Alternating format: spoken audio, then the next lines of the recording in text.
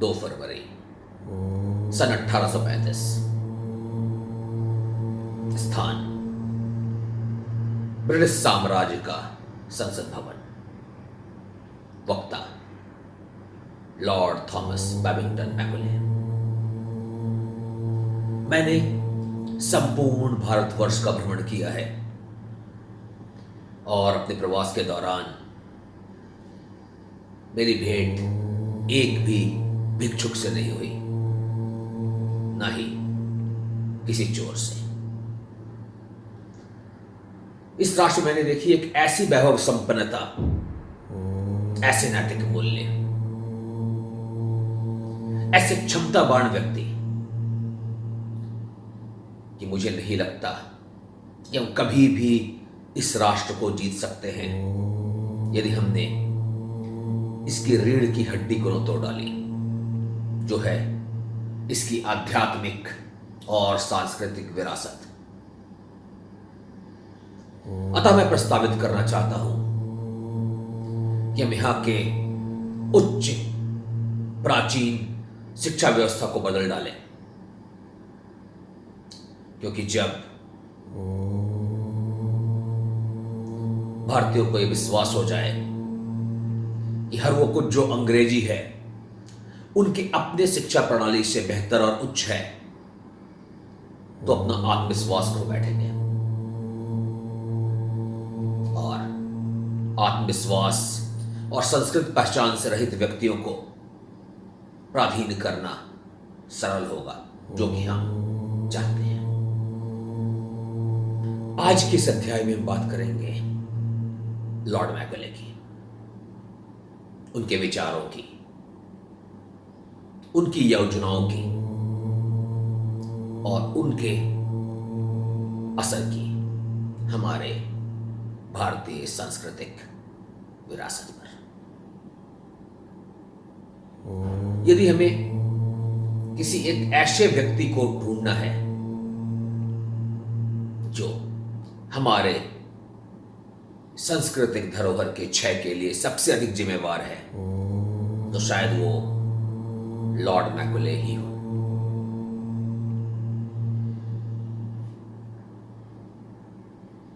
इस वक्तव्य को, जिसे अभी अभी हमने सुना, इतने अधिक गण्यमान्य प्रतिष्ठित विद्वानों ने इस पर टिप्पणी की है, इसका उल्लेख किया है, इसकी सत्यता पे शक करना व्यर्थ ही जान पड़ता है। परंतु यदि आप शोध करें तो आप पाएंगे अनेक लेख उपलब्ध हैं जो इस बहुचर्चित वक्तव्य का खंडन करते हैं, जो ये सिद्ध करते हैं कि वक्तव्य ऐतिहासिक दृष्टि से प्रमाणिक नहीं है, गलत है। तो फिर सत्य क्या है? यदि आप भारत के इतिहास पे दृष्टि डालें तो सत्य समझना कठिन नहीं होगा, क्योंकि हम बात कर रहे हैं भारतवर्ष की, साधुओं, ऋषि महर्षियों और भिक्षुकों का देश, जहां भिक्षा एक संस्कृति रही हुई है। भारत के प्राचीन सांस्कृतिक धरोहर का महत्वपूर्ण अंश रहा है। अनेकों हिंदू और बौद्ध संस्कृति में आपको इसके कई उल्लेख स्पष्ट मिलेंगे। तो कैसे हो सकता है कि लॉर्ड मैकॉले संपूर्ण भारत का भ्रमण करते हैं और उन्हें एक भी भिक्षुक नजर नहीं आता? और हम बात कर रहे हैं सन 1836 की, जब प्रायः संपूर्ण भारतवर्ष ब्रिटिश कंपनियों द्वारा विजित किया जा चुका था और उनकी अधिकतर विजय का श्रेय जाता है मीर जाफर जैसे चंद देशद्रोहियों के नाम, जिन्होंने कुछ स्वर्ण मुद्राओं के लिए न सिर्फ अपने जमीर बल्कि अपने राष्ट्र को भी बेच डाला। तो फिर क्या कारण हो सकता है कि लॉर्ड मैकॉले जैसा इतिहासकार संपूर्ण भारत का भ्रमण करने के बाद भी एक चोर नहीं ढूंढ पाता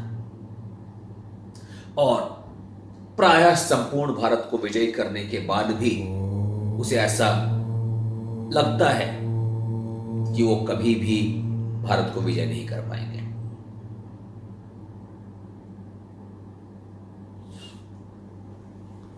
और यदि फिर भी आप ऐसा मानते हैं कि ये वक्तव्य सही हो सकता है, तो इसका श्रेष्ठतम काट लॉर्ड मैकॉले के अपने वक्तव्य में ही आपको मिल जाएगा।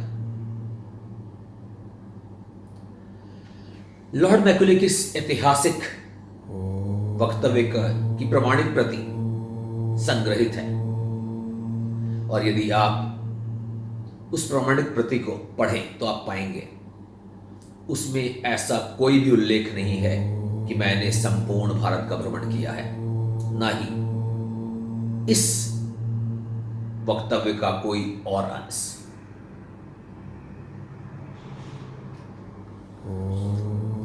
ये पक्के तौर पे कहा जा सकता है कि ये सुप्रसिद्ध विवादित वक्तव्य लॉर्ड मैकॉले का नहीं है। उन्होंने कभी भी ऐसा वक्तव्य नहीं दिया। तो क्या वर्षों से हम व्यर्थ ही लॉर्ड मैकॉले को भारत के सांस्कृतिक धरोहर के क्षय होने के लिए दोषी मानते आ रहे हैं? ऐसा भी नहीं है। लॉर्ड मैकॉले ने भले ही उपरोक्त वक्तव्य न दिया हो, पर वो लॉर्ड मैकॉले ही थे जिन्होंने भारत में अंग्रेजी भाषा के प्रचार और प्रसार के लिए जोर दिया। ये उनकी योजनाओं का ही अंग था कि भारत में क्रमशः भारत के प्राचीन शिक्षा प्रणाली को हटाने का षड्यंत्र रचा गया। यह अलग बात है कि लॉर्ड मैकॉले भारत के महान संस्कृति से डर कर नहीं बल्कि किसी और कारण से ऐसा कर रहे थे।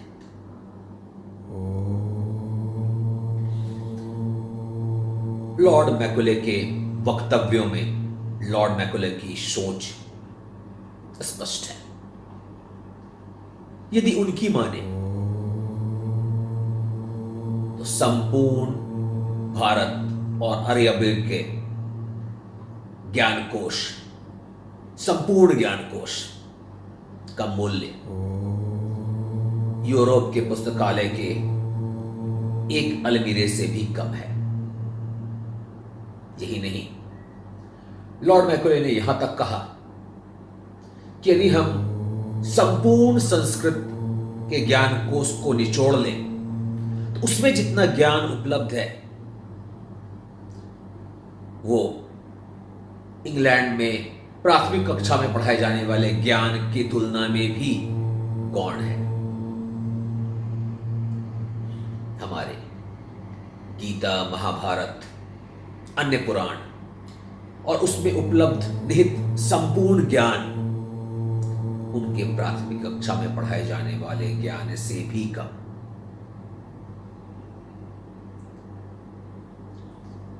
इतना तो स्पष्ट ही है कि जो व्यक्ति किसी भी कारण से भारतीय परंपरा, भारतीय ज्ञान के बारे में इतनी तुच्छ भावना रखता हो वो ऐसे वक्तव्य को नहीं कहेगा। लॉर्ड मैकॉले ने यहां तक कहा कि विद्वानों के साथ व्यापार करना श्रेष्ठकर है किसी जाहिल के पर राज्य करने की तुलना में। जाहिल यानी कि हाँ, भारतीय। हमें शिक्षित करने के अभियान में लॉर्ड मैकुले ने एक योजना प्रस्तुत की जिसके 2 चरण थे। पहला, उन्होंने कहा कि मैं इस कुव्यवस्था के जड़ पर आघात करना चाहूंगा जिसे अभी तक हमने ही पोषित किया है। मैं तात्काल प्रभाव से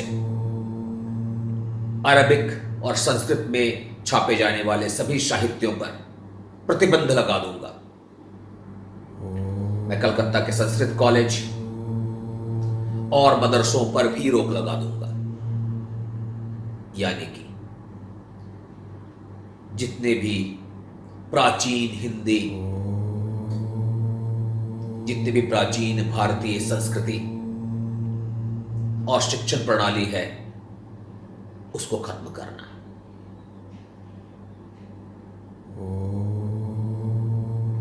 हम में से कई लॉर्ड मैकुले का आभार भी मानते हैं कि उनकी वजह से हम अंग्रेजी भाषा सीख पाए। ये भी लॉर्ड मैकुले के दूरदृष्टि और योजना का ही परिणाम था। अपने दूसरे चरण में लॉर्ड मैकुले कहते हैं कि अभी एक ऐसे वर्ग को तैयार करने की जरूरत है जो भले ही जन्म और वर्ण से भारतीय हो, पर कर्म, विचार, पहनावे ओढ़ावे और संस्कार से अंग्रेजी हो। और ये लोग सेतु बनेंगे हमारे और उन लाखों के बीच जिन पर हमें शासन करना है। एक ऐसा वर्ग जो ब्रिटिश सरकार को भारतीयों पर राज्य करने में मदद कर सके। आज की इस अध्याय में मेरा उद्देश्य लॉर्ड मैकुले के वक्तव्य के ऐतिहासिक प्रामाणिकता पर बात करना नहीं, उसके सत्यता पर विचार करना है।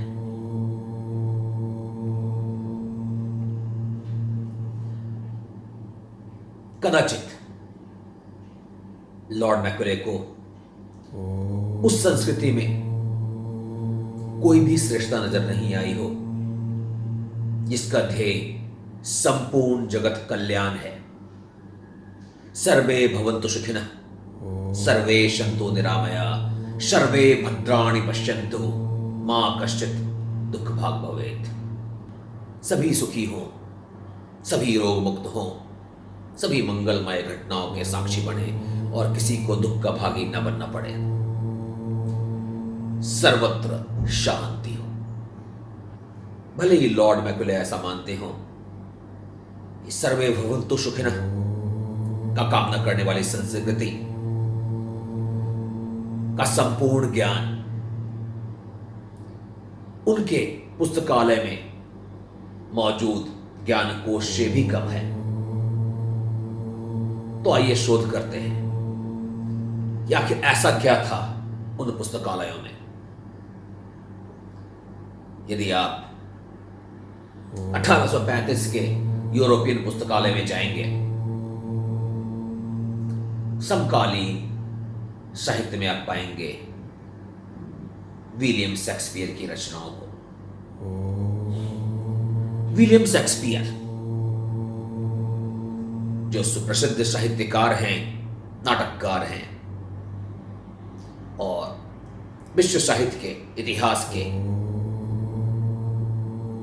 सबसे सुप्रसिद्ध लेखकों में से एक है। और किसी भी महान लेखक की तरह अपने समकालीन समाज के विचारों को प्रस्तुत करते हैं। यदि आप उनकी सुप्रसिद्ध रचनाओं को देखेंगे, जैसे कि Julius Caesar, Macbeth, Hamlet, Richard III, सिम्बेलाइन, तो आप पाएंगे वो भूतों की कहानियों से भरे हुए हैं।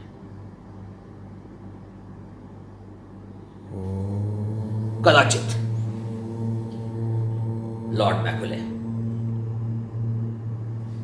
भारतीय संस्कृति, भारतीय साहित्य को पढ़ने का समय न मिला हो। यदि मिला होता तो वो अवश्य पढ़े होते कौटिल्य के अर्थशास्त्र को, जो सच्चे मायने में विश्व इतिहास का पहला संविधान है, जिसमें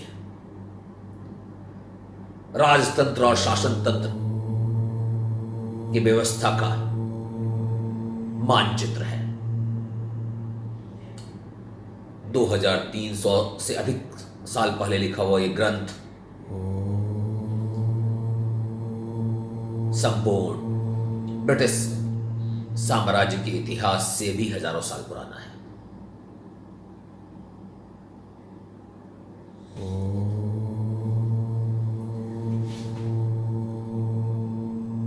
लॉर्ड मैकुले मृत्यु को प्राप्त हुए। हर कोई होता है, पर लॉर्ड मैकुले के विचारों का प्रेत आज भी हमारे इर्द गिर्द मंडरा रहा है। आज भी उस प्रेत के प्रताप में हम गर्व महसूस करते हैं जब जो कोई कहता है कि कालिदास भारत के शेक्सपियर हैं। कालिदास का जन्म शेक्सपियर से हजारों साल पहले हुआ था, हजारों साल से भी अधिक। और कालिदास और शेक्सपियर की रचनाओं में सिर्फ एक ही समानता है, दोनों ही उपमाओं का प्रयोग करते हैं, ईडियम्स। पर यदि आप कालिदास की रचनाओं को पढ़ेंगे तो आप एक दूसरी ही कहानी पाएंगे। मेघदूत पढ़ें और इस अद्भुत काव्य में कालिदास ने वर्णन किया है उज्जैन से हिमालय तक जाने वाले मार्ग का। अद्भुत वैज्ञानिक वर्णन, जहां आपको यह भी पता चलेगा उस ऋतु में कौन से फल मिलेंगे और कौन सा मार्ग सर्वोच्च होगा। यदि आप अभिज्ञान शाकुंतलम को पढ़ें तो आप उसमें राजधर्म पर चर्चा पाएंगे। कदाचित लॉर्ड मैकुले को इन महान ग्रंथों को पढ़ने का अवसर ही न मिला हो। भगवत गीता,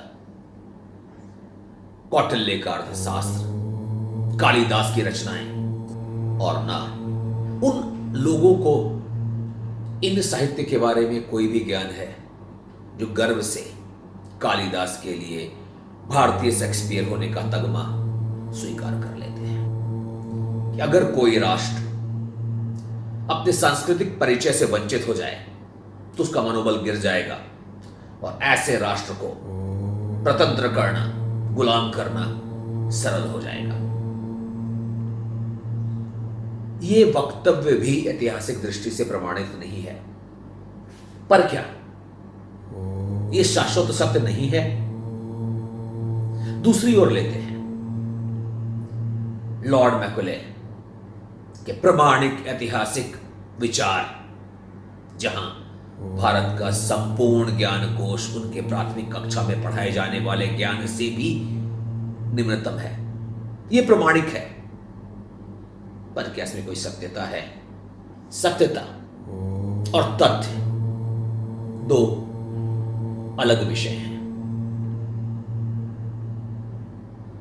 और कहानियों में भी अनेक बार ऐसे सत्य के दर्शक होते हैं जो किसी इतिहास और इतिहासविद के बस के बाहर की होती है। इस अध्याय के अंत में मैं फिर से चर्चा करना चाहूंगा लॉर्ड मैकुले के प्रेत के बारे में, उसके विचारों के प्रेत के बारे में, जो आज भी हमारे चारों ओर मंडरा रहा है। आज भी अनेक माध्यम से हमें हमारी सांस्कृतिक पहचान को छोड़ने के लिए विवश करने के यत्न में लगा हुआ है। धीरे से आकर आपकी कान में कहता है कि इंडिया शब्द गलत है। इसका अर्थ होता है independent nation declared in August. धीरे से आपको अगर कहता है कि आपको अपने राष्ट्रगान का प्रयोग बंद कर देना चाहिए, क्योंकि वो किंग जॉर्ज के सम्मान में गाया हुआ था। वो आपके राष्ट्रपिता एवं अन्य राष्ट्र नायकों के खिलाफ भी आपके गाने भरता है। ये सारे बात भले ही तर्कहीन हो, पर यदि बार बार आपको बताए जाएं तो आप अपने देश के नाम, अपने देश के चिन्ह, अपने महानायकों पर विश्वास करना बंद कर देंगे। आपकी नैतिक मूल्यों का ह्रास होगा। सावधान रहें, शोध करें, गर्व करें अपने सांस्कृतिक और राष्ट्रीय धरोहर पर, और इस श्रृंखला में बने रहें मेरे साथ, और हम अपनी राष्ट्रीय और सांस्कृतिक पहचान की खोज जारी रखेंगे। जय हिंद।